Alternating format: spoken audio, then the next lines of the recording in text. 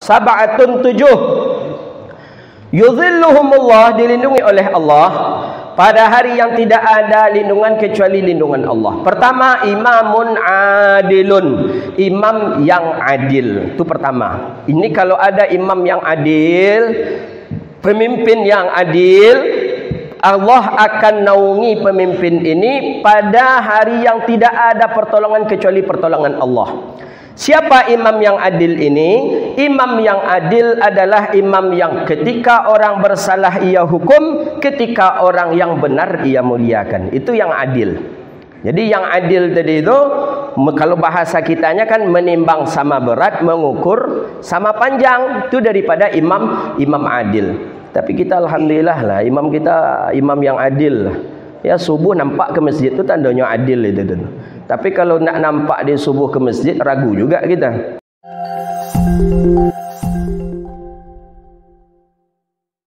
Bismillah. Assalamualaikum warahmatullahi wabarakatuh.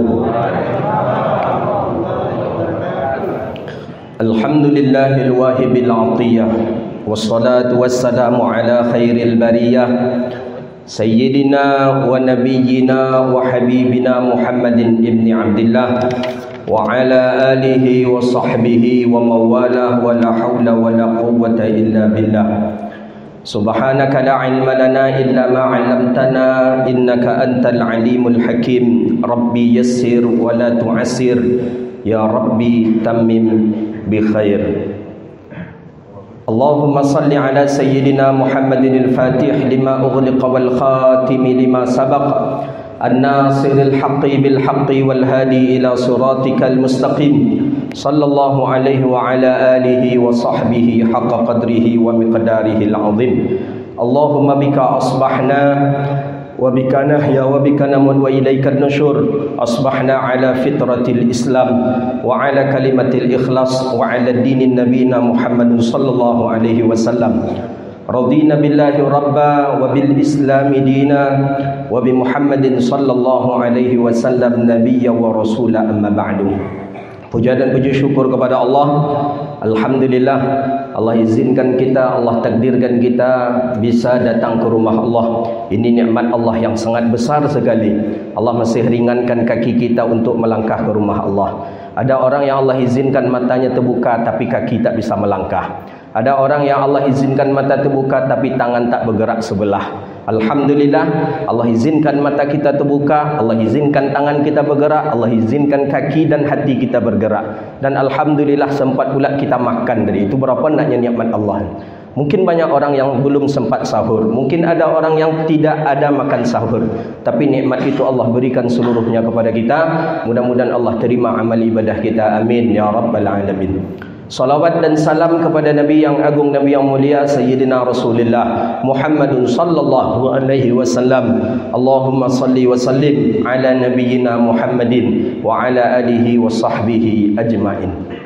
Bapak Gubernur yang kita hormati, kalau beliau tidak asing lagi lah bagi kita karena juga sering juga duduk dulu di majelis kita, di majelis pengajian hadis Riyadhus Shalihin. Ya, mungkin karena Covid dan beliau juga pernah terkena Covid, mungkin agak kehati-hatian untuk keluar rumah. Mungkin kali inilah bisa lagi untuk datang ke majlis ini. Tapi zuhur ada juga saya lihat Pak Gubernur ada ke kita. Kemudian Pak Kapolda yang bilang saya hebat, nampaknya beliau lebih hebat lagi nampaknya. Baru saya pernah seumur hidup saya melihat, ya mungkin karena ya sayanya yang mungkin baru melihat Kapolda yang mau pakai jubah solat Jumat, mungkin beliau yang nampak.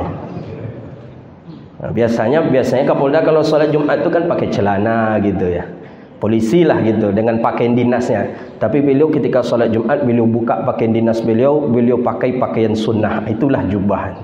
Nah, itu beliau. Maka saya bilang lebih hebat lagi dari saya. Kebetulan saja beliau pas waktu kenalan dengan saya itu, waktu itu Pak Mendagri, waktu itu dia dampingi oleh Pak Gub ketika itu. Jadi ketika itu langsung didatangi saya oleh Pak Mendagri. Kata Pak Mendagri, Ustaz nanti kita ke istana ya, kata beliau. Itu mungkin Pak Kapolda dengar mungkin itu waktu itu. Langsung saya bilang, saya masjid-masjid di kampung-kampung sini aja lah Pak, kata saya. Jadi kata Pak Gub, ya iya kan saja dulu, kata Pak Gub. Susah ke sana itu tuh, kata Pak Gub. Oh iya juga ya, iyalah siap, kata saya. Iya, tak sembarang orang bisa datang ke sana. Okey, siap kata saya. Itu ketika itu. Jadi alhamdulillah ini majlis pengajian hadis kita dan alhamdulillah masih istiqamah mengaji kitab Riyadhus Shalihin. Yang kita hormati Pak Ahmad, jemaah Masjid Nurul Huda. Kemudian bapak-bapak, ibu-ibu, tadi sempat disebutnya Pak Wan Samsir nampaknya ni tambah muda katanya. Mula faham je apa kata Pak tambah mudanya beliau. Jadi cuma tak boleh disabuit dah katanya. Makanya sogan pula mau menyabuitnya jadi. Bapak-bapak, ibu-ibu yang dirahmati Allah, kita lanjutkan kajian kita hadis kitab Riyadhus Shalihin min kalami Sayyidil Mursalin. Hadis wa an Abi Hurairah radhiyallahu taala anhu qala, hadis daripada Abi Hurairah radhiyallahu taala anhu. Abi Hurairah maklum beliau, nama beliau Abdurrahman Ad-Dausi, suku dari daerah Daus, daerah Yaman. Beliau masuk Islam usia 28 tahun, kemudian menjadi periwayat hadis terbanyak. Jadi bukanlah anak Nabi periwayat hadis terbanyak, bukan pula keluarga daripada Nabi periwayat hadis terbanyak. Untuk apa? Untuk menolak tuduhan orang-orang yang benci kepada Nabi. Nanti kalau seandainya hadis tadi diriwayatkan oleh keluarga Nabi yang terbanyak, kita khawatirkan nanti bahawa wajar itu kan ucapan Muhammad yang dibesar-besarkan oleh keluarganya. Maka bukan dari golongan keluarga yang periwayat hadis terbanyak, tapi golongan daripada orang lain, orang jauh, bahkan daerah Yaman. Namanya Abdurrahman Ad-Dausi, dari daerah Yaman. Beliau ini dulu penyembah matahari. Penyembah matahari. Setelah masuk Islam, ditinggalkan semuanya dan beliau betul-betul bermujahadah. Bahkan Abi Hurairah tidak ingin menikah selama hidup dengan Rasulullah. Tidak ingin punya rumah, dia ingin tinggal dekat rumah Nabi, masjid Nabi. Dia ingin menyebutkan dirinya dengan Rasulullah. Ternyata 3 tahun dia dengan Rasulullah sampai Nabi meninggal dunia, hampir meriwayatkan hadis daripada Rasulullah sallallahu alaihi wasallam tidak lebih daripada, tidak kurang daripada 5.240 hadis. Maka alhamdulillah, salah satu hadis yang sampai kepada kita hari ini, inilah hadis daripada Abi Hurairah radhiyallahu taala anhu ajma'in. Jadi Abi Hurairah ni memang kalaulah bukan karena beliau dah banyak hilang hadis-hadis Nabi sallallahu alaihi wasallam. Apalagi dengan kondisi zaman sekarang ini, dengan pemahaman liberalnya, dengan pemahaman Syiahnya, dengan pemahaman banyak sekali pemahaman-pemahaman orang-orang liberal, apalagi dengan Syiah, itu tidak memakai hadisnya riwayat daripada Abi Hurairah radhiyallahu taala anhu. Jazahumullahu ala khair jazak. Yang paling patut kita ucapkan kepada para sahabat Nabi, jazahumullah, terima kasih, terima kasih, terima kasih banyak karena sudah setia dengan Nabi kita Muhammadun sallallahu alaihi wasallam. Qala, apa kata Abi Hurairah? Qala Rasulullah sallallahu alaihi wasallam, Nabi sallallahu alaihi wasallam berkata, hadis ni sahih muttafaqun alaih. Kalau muttafaqun alaih, tingkat kesahihan hadis tertinggi, muttafaqun alaih. Sepakat ulama tentang kesahihan hadisnya, maka disebut dengan muttafaqun alaih. Berbeda kalau itu cuman sahahahu fulanah, kata dia. Fulan, hadis ni disahihkan oleh fulan, itu di bawah muttafaqun alaih. Atau hadis ni diriwayatkan, dirawikan oleh syaikhan, 2 orang syekh, Imam Bukhari, Imam Muslim, itu di bawah dari muttafaqun alaih. Yang paling tinggi kesahihan martabat sebuah hadis, itulah muttafaqun alaih. Itu tidak bisa diganti atau tak bisa dirubah dan tak bisa ditandingkan dengan yang lain.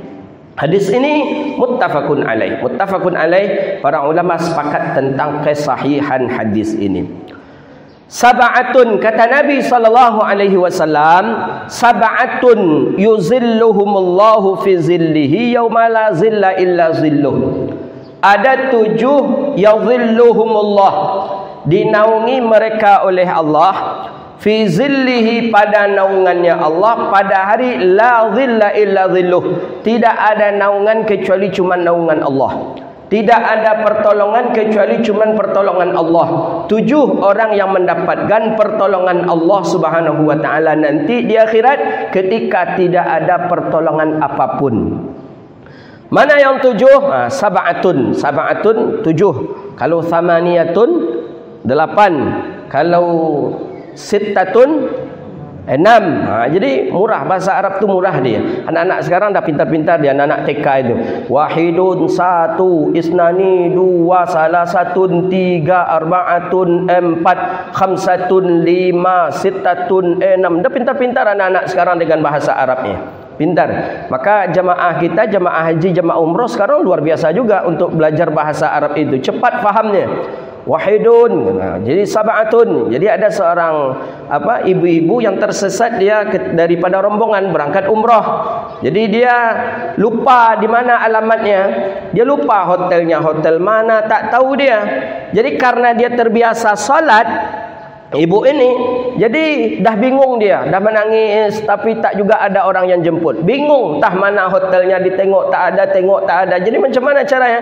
Ibu ni faham arti-arti di dalam solat. Ternyata bisa membantu si ibu tadi. Ketika didekati oleh syurtah, syurtah tu polisi yang berdinas di sekitar Masjidil Haram. Jadi dikatakan oleh polisi tadi, enti ruhfin. Ruhfin ni mau ke mana? Ibu mau ke mana? Enti ruhfin. Karena ibu ni tak pandai bahasa Arab, ibu ni dari Pekanbaru. Tak pandai menjawab. Enti Rahfin enti mau ke mana? Ibu ni langsung saja menjawab, ihdinas siratal mustaqim, katanya. Tunjuki aku jalan yang lurus, katanya lah. Nyobot dia polisi itu lurus aja arah ke Misfalah. Itu keluar Masjidil Haram itu, kalau lurus ke Misfalah kita itu. Lurus saja ke Misfalah antara Hotel Darul Iman dengan Tor Zamzam. Ya, antara Rahfin. Jadi ihdinas siratal mustaqim, kecibut tadi tunjuki aku jalan yang lurus, kata. Nek polisi tadi fahamnya mustaqim dulu, dia dibawa jugalah lurus terus arah ke Misfalah. Jalan terus. Polisi ni bingung, ibu ni mau ke mana? Ibu ni mana hotelnya? Anta syufta lihat tak hotelnya? Lihat tak hotel? Dia tengok ibu tu nak terkenang dari ibu tu lah. Ibu tu lah risau. Ni jemaah ni. Dia lah risau di mana lah tempatnya. Cuman yang terbayang oleh ibu itu, ketika beliau turun subuh pergi ke Masjidil Haram tu sempat melihat ada orang gunting rambut di bawah. Kan di bawah hotel tu kadang ada tukang pangkas itu. Tukang pangkas. Jadi pas lewat di depan tempat tukang pangkas tadi, langsung ibu ni bilang, konyo kata dia. Dia orang Pekanbaru. Konyo ahada, kata orang Arab, ahada. Ini dia, yo konyo kata dia. Dibawa masuk tingkat berapa ibu ni tak tahu. Tahu ibu ni tingkatnya tingkat 4. Tahu ibu tu. Tingkat lantai 4. Cuma menyebut 4 ni ibu ni tak pandai. Daur kam tu lantai berapa? Daur kam lantai berapa? 4 kata ibu tadi. Nak jo mengertinya dah. Nak mengerti apa tadi polisi Arabnya. Daur kam 4 nak faham. Akhirnya ni orang yang salat tu terbuka aja pikirannya. Ada dicarilah salat yang 4 rakaat. Apa salat 4 rakaat? Asar. Dibuatlah di ibu ni, usalli fardal asri 4 rakaatin, katanya lah. Berarti lantai 4 lah, diantarlah ke lantai 4. Lebih parah membingungkan ketika memilih kamar. Karena kamar itu tadi tinggi jumlahnya. Jadi ujungnya awal rakam ghurfah kam, kata polisi. Nomor pertama, angka pertama nomor kamar tu berapa ni? Ibu ni yang megang kunci pertama kali waktu dari resepsionis, ada angka 7 itu.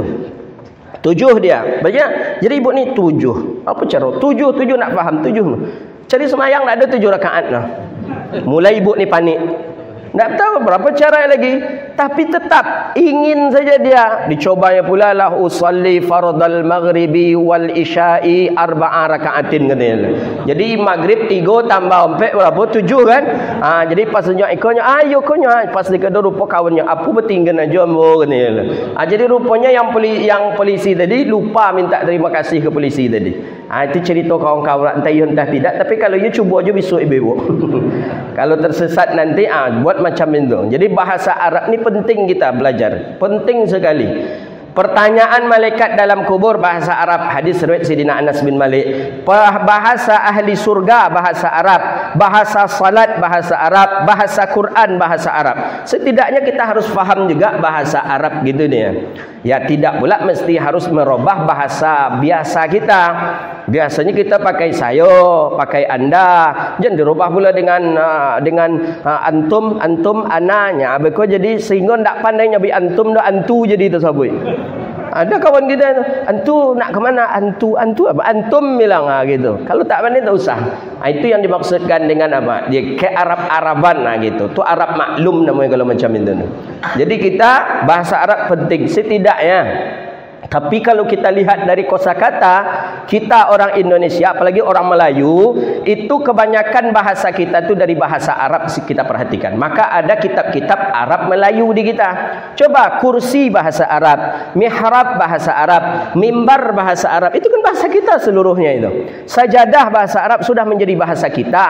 Apalagi nikah bahasa Arab, tolak bahasa Arab, rujuk bahasa Arab, majlis bahasa Arab, rakyat bahasa Arab. Jadi sudah banyak sebenarnya bahasa Arab itu menjadi bahasa kita. Nah, itu tandanya kita ini memang Islam masuk dari Arab, tak bisa kita pungkiri. Jadi memang bahasa Arab, coba banyak lagi dari bahasa Arab bahasa kita. Apalagi Sarawa. Sarawa itu bahasa Arab tu sarawil. Sarawilun. Nabi melarang seseorang bersarawil. Apa maksud sarawil? Sarawa. Bahasa Arab juga. Apalagi banyak bahasa Arab. Jadi bukan dari bahasa Belanda. Ada orang kita bilang bahasa Indonesia itu dari bahasa Belanda. Nah, Belanda ni ditinggalkan kawak dia itunya terung Belanda itu aja dia. Oh dari Jepang tak boleh, ada terampas Jepang. Dia tinggal kawak dia. Apa yang ditinggalkan? Oh dari Perancis Ustaz. Tak ada. Kalau orang apa bilang ada sayur itu sayur Perancis katanya. Tahu apa sayur Perancis itu? Pucuk ubi itulah itu sayur Perancis itu. Jadi jelas Arab kita tak bisa menjauhkan diri kita dari Arab. Tak bisa. Nabi menyuruh, cintailah Arab kata Rasulullah, annani Arab. Aku ni orang Arab kata Rasulullah. Wa anna lughatal ahlal jannatal Arab. Bahasa orang ahli surga bahasa Arab. Wa bahasa wa lughatal Qur'an al Arab. Bahasa Quran adalah bahasa Arab. Jadi setidaknya kita faham jugalah dengan bahasa Arab begitu dia. Ya walaupun tak mahir macam orang Arab, ada ya setidaknya faham dah kita dengan bahasa sehari-hari saja. Ya seperti nikah, kan bahasa Arab itu. Tolak, rujuk, akikah, itu bahasa Arab itu. Bahasa Arab. Banyak daripada bahasa Arab yang kita pakai itu. Apa lagi? Ada yang tahu? Banyak. Apa? Musyawarah. Ya betul, musyawarah itu bahasa daripada bahasa Arab itu. Ya, bahasa Arab maklum gitu ni. Jadi penting pakai bahasa Arab tu, Pak. Jadi ketika ada teman saya pergi kuliah ke Mesir, jadi pesan maknya jangan pulang kalau ndak membawa orang Mesir kata dia. Jangan kau pulang kalau kau tak bawa perempuan Mesir. Menikah dengan orang Mesir, Mak? Iya. Janganlah mak, orang kita aja lah orang Mesir keras-keras. Ndak, bawa orang Mesir tu, menikah dengan orang Mesir. Apa tu mak? Ya, kalau awak berkelahi di rumah, orang tak tahu dikira orang kita baca Quran kata dia. Iya pak, kalau bini orang kampung awak, pasti orang tahu bercakap tiap malam, tiap siang, pagi aja orang tu kata. Kalau awak dengan isteri kita orang Arab, walaupun kita berkelahi, pak pasti bilang, Masya Allah keluarga orang tu memang saleh-saleh, baca Quran tiap siang dan malam. Padahal bercakap. Kaif enta weh, orang Arab keras. Khud balak kata lo. Orang Arab keras pak. Apalagi orang Arab isteri kepada suami tak ada panggil abang, panggil sayang, panggil mas, panggil ocu, tak ada dah. Langsung aja. Siapa nama? Muhammad. Ya Muhammad kata langsung. Ya Umar, ya Ahmad, langsung saja dia. Jadi kalau di kampung kita kan orang tak faham mana bahasa Arab, mana dengan Quran. Jadi ketika kita berkelahi dengan isteri kita di rumah, orang kan bilang, Masya Allah, memang hebat-hebat keturunan orang tu. Apa tu? Hafal Quran semuanya di rumah dekat ini. Padahal dia pergi lupa bantah aja. Itu dia pak. Jadi kata kawan awak, jadi macam mana coy? Hendak je tolak dan jangan sabitlah kamak tu kata dia. Jadi berat nikah dengan orang Arab, berat keras dia. Jadi penting kita berbahasa Arab. Sab'atun 7. Yuzilluhumullah, dilindungi oleh Allah pada hari yang tidak ada lindungan kecuali lindungan Allah. Pertama, imamun adilun, imam yang adil. Itu pertama. Ini kalau ada imam yang adil, pemimpin yang adil, Allah akan naungi pemimpin ini pada hari yang tidak ada pertolongan kecuali pertolongan Allah. Siapa imam yang adil ini? imam yang adil adalah imam yang ketika orang bersalah ia hukum, ketika orang yang benar ia muliakan. Itu yang adil. Jadi yang adil tadi itu, kalau bahasa kitanya kan menimbang sama berat, mengukur sama panjang. Itu daripada imam adil. Tapi kita alhamdulillah lah, imam kita imam yang adil lah. Ya, subuh nampak ke masjid itu tandanya adil itu. Tapi kalau nak nampak dia subuh ke masjid, ragu juga kita. Ini pemimpin-pemimpin kita Masya Allah, Kapoldanya ada, gubernurnya ada, DPR-nya ada, ke masjid subuh. Tapi yang yakin tak dia al-falah aja. Memang orang kita Sumatera ni saya tengok kalau taat tu Masya Allah Pak, berbeda dengan orang yang lainnya. Jadi orang banyak tanya, emang Kapoldanya orang mana? Orang Sumatera, kata. Oh Sumatera wajar lah katanya. Kalau orang Sumatera itu memang kalau bila taatnya Masya Allah luar biasa kan. Tapi bila parahnya, parah juga PKI dari kita juga. Macam Arab lah. Arab Nabi Muhammad di dia juga. Tapi Abu Jahal, Abu Lahab di situ juga. Dekat Kaabah dia juga lahirnya. Itu dia. Itu nama bahasa kampung kaminya Urat Malang Pengkacilaku nama itu Pak. Itu. Jadi bila eloknya Masya Allah dulu. Tapi bila parahnya parah juga dia. Jadi imamul adil. Imam yang adil. Kita kenal kalau Pak Gub ya kita kenal, Pak Ahmad kita kenal, Pak Kabarda kita kenal. Jadi memang saya perhatikan bangga kita menjadi orang Riau. Bangga sekali. Nengok pemimpin-pemimpin kita semangat ke agamanya Masya Allah. Luar biasa. Dengan zakatnya, dengan wakafnya meningkat, dengan memakmurkan masjid. Masya Allah luar biasa. Bangga kita. Ini satu lagi kita ni dengan Pak Gub ini untuk Bank Riau Kepri Syariah ini. Yang mati-matian minta ampun. Mohon doa lah bapak ibu-ibu di penghujung malam nanti. Mohon doakan. Karena waktu kita sedikit lagi Pak. Sedikit lagi. Upaya seluruhnya sudah kita lakukan. Pemegang saham sudah sepakat seluruhnya. Orang pemegang saham belum sepakat bahkan. Kita pemegang saham sudah sepakat. Bupati, gubernur, wali kota, 2 provinsi sudah sepakat. Sudah menandatangan sepakat untuk syariah. Apalagi kira-kira seluruhnya sudah alhamdulillah. Itulah mohon doa nanti kepada bapak-bapak, ibu-ibu di penghujung malam bantu kita agar cepat syariah daripada BRK ini. Jadi kita sudah mulai dari Pak Gubernur dilantik jadi gubernur, mulailah dibuat untuk BRK syariah ini. Jadi sampai hari ini masih belum lagi. Dek apa Ustaz tahu pula Ustaz? Ketua DPS-nya di situ. Dewan Pengawas Syariah. Jadi memang mengawasi. Jadi kalau ada orang mengatakan sama aja bank syariah di bank konvensional, ambo yang akan menjawabnya beko itu. Beda lah, beda. Sangat beda bank konvensional dengan bank syariah. Bank konvensional itu diawasi oleh DSN, Dewan Syariah Nasional. Itu di bawah MUI, bukan asal-asal saja. Ini orang kadang asal ngomong, asal bicara ya. Sama aja tinyo katanya. Paling beko tu apa tinyo minyak babi cap unto ni. Kurang ajar itu. Saya mendengar betul itu. Minyak babi cap unto enggak, jelas. Di bank syariah halal, haram memang haram. Jelas di bank syariah. Coba saya coba beri analisa satu saja. Kalau di bank syariah, gini, Bapak Ibu mohon maaf. Bapak Ibu punya ternak babi. Mohon maaf, ternak babi. Tapi Bapak Ibu kurang dana. Karena punya kandang yang besar, 10 hektar tu kandang isinya babi saja. Bapak Ibu bisnisnya bisnis babi. Kemudian kurang modal. Diajaklah bank syariah untuk kerjasama dengan bank syariah. Kalau produk yang seperti ini, bank syariah tidak membolehkan. Tidak ikut bank syariah dalam masalah itu. Tapi coba pergi ke bank yang lain. Pokoknya piti masuk. Itu ceritanya kalau bank yang lain. Bank syariah enggak Pak. Tak boleh itu. Jangankan itu. Membiayai hotel saja. Yang hotel tadi ada tempat maksiat, bar umpamanya. Itu tak boleh bank syariah membiayainya Pak. Sampai ke sana, pengawasan kita sampai ke sana Pak. Jadi bukan apa. Makanya halal haram bank itu tergantung kepada DPS-nya. Jadi DPS itu setara dengan komisarisnya. Jadi pemegang saham, DPS, kemudian komisaris. Di bawahnya baru direksi. Jadi kita alhamdulillah mulai dari 2021 kita tidak ada lagi menjual produk-produk yang non halal tadi, yang ribawi tadi. Cuma dari situlah kita mulai berjalan terus menjual produk-produk syariah. Cuman sekarang ini tinggal izinnya saja lagi. Itu saja lagi. Jadi mohonlah doa orang-orang soleh di malam hari. Ini yang datang ke majlis ni kita pastikan orang-orang soleh semua ni Pak Kapolda. Karena mana mau orang bangun subuh langsung datang ke masjid mengaji, mana mau. Pasti ini orang-orang soleh. Orang pilih-pilihan Allah juga ini. Jadi mohon doakan di penghujung malam, ya Allah cepatkan selesaikan konversi Bank Riau Kepri Syariah insya-Allah. Jadi imam adil, maka mesti harus ada imam yang adil ni.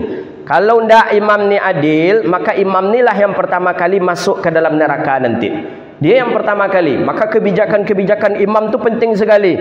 Dengan maksiatnya ditutup, dengan pelacurannya ditutup, dihukum, disyiarkan, Islam disyiarkan. Itu tugas daripada imamun adilun, imam yang adil. Itu dia. Yang zalim ada juga Ustaz? Ada. Mana banyak yang zalimnya lagi. Banyak yang zalim daripada imam yang adil. Yang kedua kata Nabi, syabun nasya'a fi ibadatillah. Yang kedua orang yang mendapatkan naungan di sisi Allah, syabun nasya'a fi ibadatillah. Seorang pemuda yang selalu dia beribadah kepada Allah Subhanahu wa taala. Dia masih usianya masih muda, Masya Allah, tapi ibadahnya luar biasa, Masya Allah, Tabarakallah. Dengan ibadahnya, dengan puasanya, dengan qiraatul Qur'annya tak pernah ia tinggalkan. Kemudian yang ketiga, warajulun qalbuhu mu'allakun bil masajid. Dan seseorang yang hatinya selalu terpaut dengan masjid. Kita bermohon kepada Allah mudah-mudahan hati kita seperti hati yang disebut oleh Nabi ini. Amin.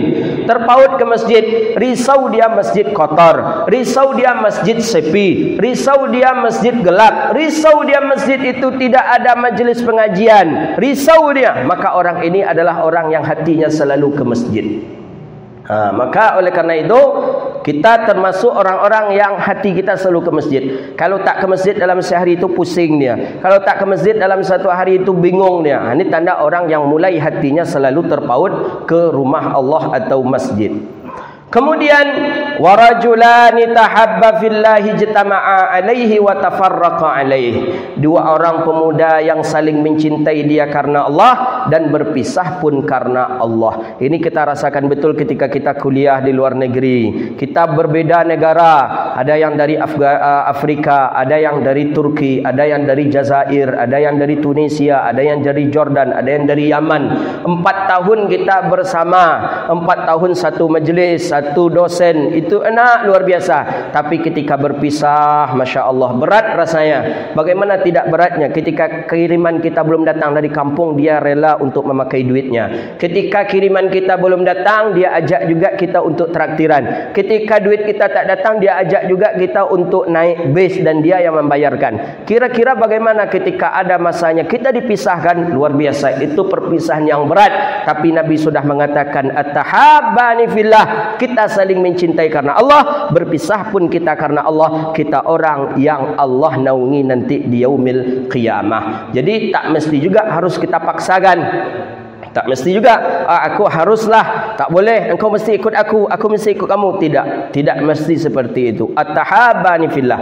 Maka orang-orang di dalam kitab Makanil Ilmi wal Ulama, kita ini berkumpul, sudah ada hadisnya sebelumnya, karena arwah kita dahulu pernah berkumpul. Jundum min junadah. Arwah kita pernah berkumpul dahulu, maka hari ini Allah takdirkan kita berkumpul. Mana kira kita pernah berjumpa dengan bapak-bapak kita yang jauh, masing-masing kita kampung kita jauh. Dari mana kira-kira bisa kita berjumpa? Karena arwah kita pernah berjumpa di alam rahim ibu kita. Allah jumpakan pula kita pada hari ini. Dan kita berdoa kepada Allah, ini pula asbab kita nanti Allah jumpakan di akhirat dalam keadaan majlis ini. Amin. Allah jumpakan kita di surga Allah. Allah jumpakan kita dengan para syuhada, para nabi wal awliyaus salihin. Amin ya rabbal alamin. Yang berikutnya, warajulun da'athum ra'ata zatul jamalin wa munsib faqala inni akhafullah. Kemudian seseorang yang diajak, seorang laki-laki yang diajak oleh perempuan. Ini jelas kalimat hadis ini, rajulun da'athum ra'ah. Perempuan yang membawanya, zatul jamal wa faqala inni akhafullah. Aku ni takut kepada Allah. Kenapa disebutkan perempuan di sini? Karena memang aghlabiyahnya, Aghlabiyahnya itu adalah memang karena aghlab. Apa aghlab ini? Kebiasaannya memang yang menggoda itu adalah perempuan. Perempuan diajak. Perempuan yang mengajak kita untuk melakukan maksiat. Anda pemuda yang tampan, pemuda yang gagah, diajak akan melakukan zina, naudzubillah, langsung dia mengatakan ini akhafullah, aku takut kepada Allah. Orang inilah yang betul-betul dinaungi oleh Allah Subhanahu wa taala. Kalau syarahan masyaikh kita ingat dulu, yang dimaksud dengan zatul munsib ini, jamalul munsib ini memang akan melakukan zina. Na'udzubillah, memang sudah membuka pakaiannya, memang sudah tidak ada lagi berpakaian, memang akan melakukan zina dia, baru dia ingat kepada Allah. Ini akhafullah, aku takut kepada Allah. Itu baru. Tapi kalau sekadar chatting-chatting saja, baru ini akhafullah, masih belum, kata beliau. Kenapa? Kalau masih chatting itu masih kuatlah iman kita sikit ya. Tapi kalau sudah buka baju itu, siapa buka pakaian, siapa yang kuat imannya itu? Jo ustaz-ustaz pun lalu dia kali ini. Maka jangan coba memancing-mancing itu. Man hamala haulal hima, tak boleh. Tak apa-apa. Saya ke Eropa biasa saja. Orang tak berpakaian di depan saya tak tergoda karena iman saya di sini, bukan di pakaian saya. Enggak bisa, tu bermain-main, nama main api namanya. Disebutkan man hamala haulal hima yushiku ayyuqabih. Kalau kan tak bisa kita menjaga iman kita, usahlah bermain-main di dekat itu. Tak usah. Sama dengan orang yang mengembala kambingnya di pinggir jurang. Suatu saat bisa masuk ke dalam jurang itu.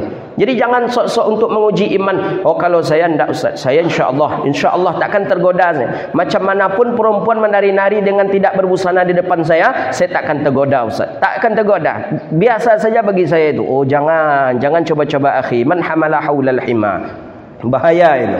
Bahaya sekali. Ingat kita kasus seorang syekh besar, muridnya ribuan ahli zikir, bahkan muridnya itu bisa terbang sambil berzikir. Siapa dia? Dalam syarahan hadis itu Majalis Susaniyah, dalam syarah Arba'in Nawawiyah, Syekh Sisa bersisa namanya, As-Sisa. Syekh Sisa ni Masya Allah luar biasa. Dia berzikir terus, la ilaha illallah, la ilaha illallah, la ilaha illallah.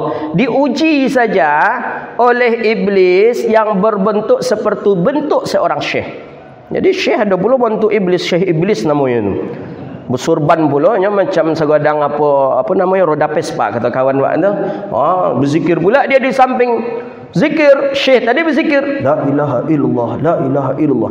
Tapi syekh sisa ni dia pakai buang hajat, sakit perut dia buang, sesak pipis dia pergi, lapar perut dia makan, haus dia minum. Pokoknya ada masa jeda berhenti dia untuk berzikir. Masuk waktu salat dia salat.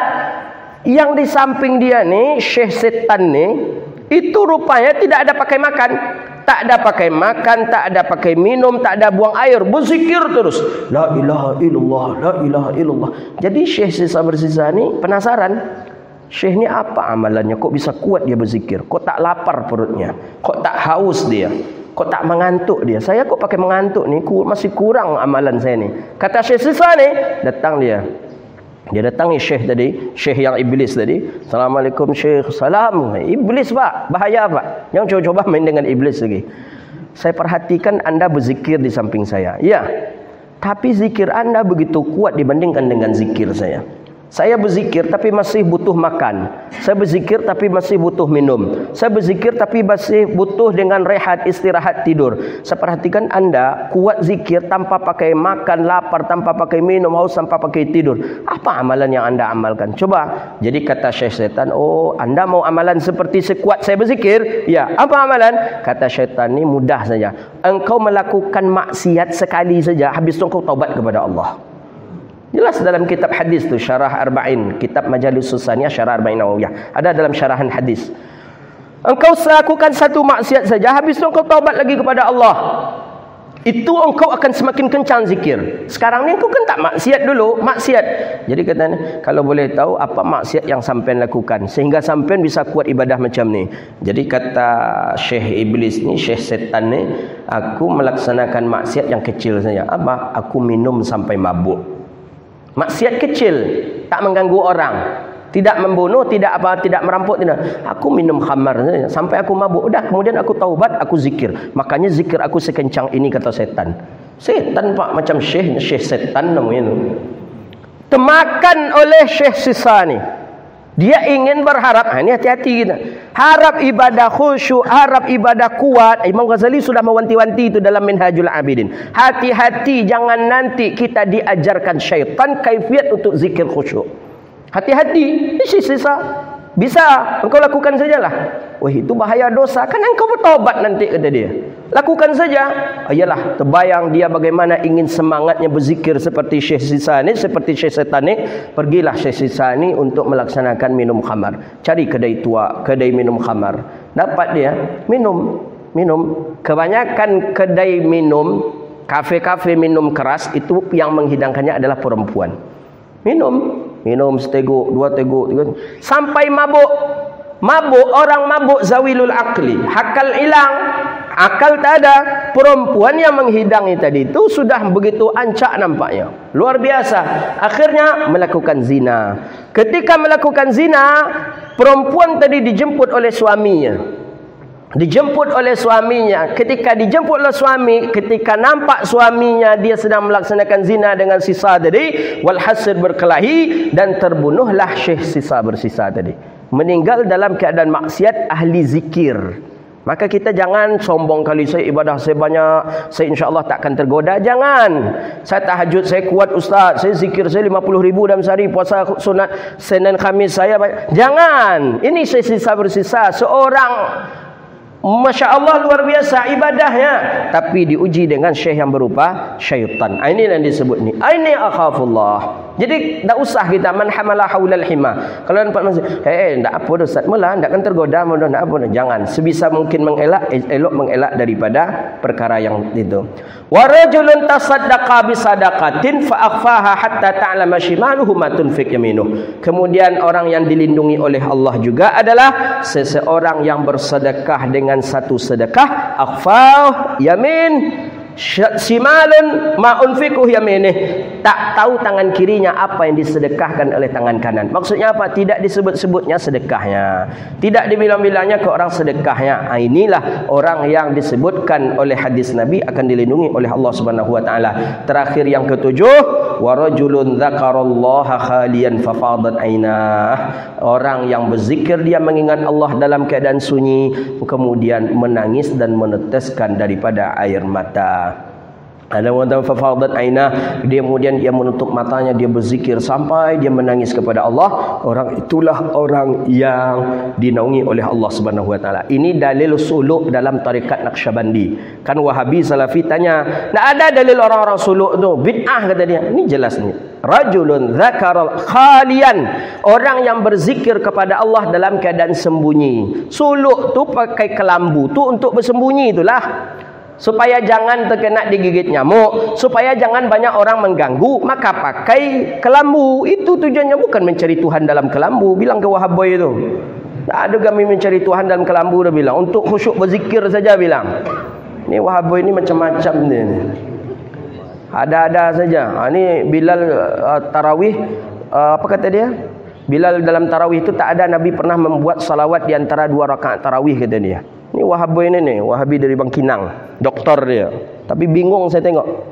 Masa harus itu pun? Jelas tu dalam ayat disebutkan, sallu alaihi wa sallimu taslima. Berselawatlah kamu sebanyak-banyaknya, berselawatlah kepada Nabi sallallahu alaihi wasallam. Man shalla alayya salatan, siapa yang berselawat kepadaku 1 kali, Allah berselawat untuknya 10 kali. Jadi kata Ustaz Doktor tadi, lebih baik di antara 2 rakaat solat tu minum kopi, minum teh, kata dia. Kan parah bongak namanya. Kalau orang kami raunya baiknya padet hangkuang abang, tidak nak hangkuang dulu. Minum teh, minum kopi, mana dalilnya? Nabi pun tak pernah tarawih berjamaah ke masjid. Nabi tak pernah, mana hadis? Coba kedepankan hadis kalau ada satu saja Nabi tarawih berjamaah ke masjid. Tak pernah ada. Lah, enak mereka mengatakan lebih bagus minum kopi, minum teh di antara 2 rakaat salat. La ilaha illallah. Itu indah kita Melayu. Kita setiap Bilal, oh luar biasa, 2 rakaat salat. Subhanal malikil ma'bud, Subhanal malikil mawjud, Subhanal malikil hayyil ladzi la yanamu wa la yamutu wa la yafutu abada. Kalau di rantau mendengar itu nak nyo pulang kita. Memanggil-manggil itu tuh, Masya Allah, luar biasa. Itu yang tetap harus kita hidupkan di negeri kita, di Melayu nih. Jangan dialih awak gok, amalan kita jangan dialih oleh orang yang baru. Saya sampaikan terus, di mana saya ceramah pengurus masjid saya sampaikan, hati-hati virus masuk Pak, kata saya. Virus ini lebih parah daripada virus corona lagi. Kalau corona masih bisa kita ini lebih parah lagi virus ini. Seluruhnya dia bid'ahkan, seluruhnya dan cikal bakal teroris itu kan dari sini dia. Itu Ustaz Sofyan itu bagus kita undang sekali itu Pak Kapolda. Yang diundang di Mabes itu Ustaz Sufyan Sauri, yang mantan teroris yang kena tangkap itu. Dia buka-bukaan betul yang mencuci otaknya selama beberapa tahun menjadi teroris, meledakkan bom itu dari kitabnya Muhammad bin Abdul Wahab, Wahabi, Salafi, jelas. Itu satu pun tidak ada ulama Salafi, ustaz-ustaz Salafi di Indonesia yang mampu menyanggah ucapan beliau. Kita menonton videonya sampai habis tuh. Didudukkan ustaz-ustaz Salafi yang tamat Madinah, doktor itu, beliau berbicara. Beliau sampaikan, kami berempat ini menjadi teroris ini disebabkan karena kitabnya Muhammad bin Abdul Wahab. Keras Pak, keras. Pejabat kita Riau ni, tokoh Riau ni ada yang mengadu ke saya. Baru disekolahkan anak ke pesantren, 6 bulan libur Ramadan. Pulang libur Ramadan, itu Pak TV itu disuruh matikan. Foto-foto ayahnya pejabat, ayahnya tokoh, foto dengan SBY, foto dengan Jokowi. Pak, ini buang nih Pak. Ini sarang-sarang jin Pak, setan Pak. Kata. Jadi ayahnya datang, apa macam ni anak saya keras jadinya. Dipaksa ya. Kalau papa tak mau buang tu, adik tak mau pulang besok lagi kata dia. Jadi pemahaman ini masuk Pak. Masuk pemahaman ini. Ini bahaya ini kata dia. Jadi tak boleh Pak kata. Jadi saya bilang, salah masuk Pak kata saya. Salah memasukkan anak Bapak kata saya. Itu baru itu cikal bakalnya. Nanti bapak mati tak dibacakannya Yasin lagi, tak ditalkinkannya lagi. Takkan didoakannya. Bahkan seperti kejadian di Rumbai. Kejadian ada di Rumbai, diusir ya Pak orang Pak. Jadi menantu ini wahaboy. Kami istilahnya wahaboy agak gaul sikit gitu dia. Jamaah saya ini kalau faham dia kalau saya bilang wahaboy itu, dia agak gaul macam-macam cowboy lah gitu dia. Jadi istri menikah dapat menantu wahaboy. Bapaknya itu marbot masjid. Kalau ada orang meninggal, bapaknya mimpin Yasin, mertuanya mimpin Yasin, mertuanya bacakan talqin apa segala macam. Jadi ketika meninggal bapaknya ini, tentu ramai orang takziah Pak. Orang yang selalu mendoakan takziah Pak. Langsung di stopnya. Bapak Ibu, mohon maaf kami tidak menerima takziah. Seperti itu. Kami tak menerima takziah daripada Bapak Ibu. Cukuplah kami saja yang ditutup. Jadi memang dia tidak ingin berlama-lama sedih, begitu alasannya. Dan tidak ada manfaatnya Bapak Ibu baca Yasin. Itu kata dia. Jadi datang PRT, kata PRT, datang sebagian jemaah lah, kata dia, kasihan kita, berbicara dengan istrinya, kasihan kita lihat orang tua awak bagus sekali hubungan dengan masyarakat, dia mimpin Yasin, kalau ada orang meninggal dunia dia talqin itu suami awak beri pemahaman lah. Ya itulah Pak, saya beri pemahaman Pak, kata. Nak mau dia, suami tetap tak mau. Jadi untung agak keras dia, anak ni, istrinya ni agak keras. Bang, ayah bang bagus hubungannya dengan masyarakat bang. Ayah kalau ada orang meninggal dunia, ayah yang menziarahi, ayah yang baca Yasin, ayah yang talqin. Tapi ketika ayah meninggal dunia, masa ayah tidak dapat doa dari orang banyak bang? Ini salah nih bang, tak betul nih bang. Emosi dia. Ini cikal bakal teroris tadi. Emosi dia. Okey, kalau kau bolehkan orang masuk, pilih saja. Orang kau bolehkan takziah masuk ke sini atau aku yang keluar dari rumah ini. Sampai begitu. Teman saya dah ada cerai. Teman saya perempuan tamat pesantren 7 tahun, alim, dapat jodoh orang itu, ditinggalkannya 2 orang anak, diceraikannya istrinya. Tapi istrinya tak apa-apa, kata istrinya. Aku pun salah memilih, kata dia. Masa dia tamat pesantren, mahir kitab kuning, dapat wahaboy pun tamat SMA, tamat orang umum, mana pandai baca kitab. Dia ego aja nyo. Jadi walhasil, hendak pula merendahkan orang umum ni. Saya bahas kitab kuning ni, jangan tersinggung pula nanti Pak Ahmad. Saya umum saya. Kitab kuning kan apa tak pandai kan? Kan memang saya pakarnya. Jadi ketika yang di Rumbai tadi, walhasil ego dia, teroris tadi keluar dia dari rumah. Keluar dia dari rumahnya, sang isteri pun mengajak, datang isteri kepada pengurus masjid, Pak, datanglah Pak ziarah, datanglah takziah baca Yasin ke rumah kami Pak. Berapa hari biasanya Pak? 3 hari. Wah Pak, bolehkah kami bersedekah Pak? Ayah kami punya kebun sawit Pak. Memang pantang suaminya semua dia buatnya. Lah bolehlah, biarlah kami sedekah untuk ayah kami sediakan nasi apa nanti semua. Kan memang ada hadisnya. Isna'u ta'ama li ahli Ja'far. Bukan tak ada amalan, tak ada dalil amalan orang-orang tua-tua kita Melayu ni dulu. Ada amalannya, ada hadisnya. Jadi jangan dibawakan firqah pemahaman luar dibawa ke kita, tak masuk jadinya. Walhasil ya pisah ketiga itu. Tapi tak tahu kita lagi entah macam mana kelanjutannya. Saya dapat info dari jemaah seperti itu. Jadi sampai 3 hari takziah seperti biasa. Jadi itu pentingnya. Maka saya sampaikan elok-elok menyekolahkan anak. Tengok sekolahnya sama nak jawab atau tidak. Itu penting itu. Jangan berkawak mati berkau nak punya larang awak baca Yasin, orang lain baca Yasin untuk kita. La ilaha illallah. Itu mengadang anak imau nama tu orang tapuang tu. Anak imau tu kadang-kadang pun melawan juga begitu. Jadi ini dalil suluk. Ini dalil suluk, ini dalil tarikat, ini dalil bertawajuh. Rajulun dzakarallaha khaliya. Seseorang mengingat Allah dalam keadaan tempat sembunyi, fafadat aina, kemudian ia pejamkan matanya, mengalirlah air matanya karena dosa. Ini dia.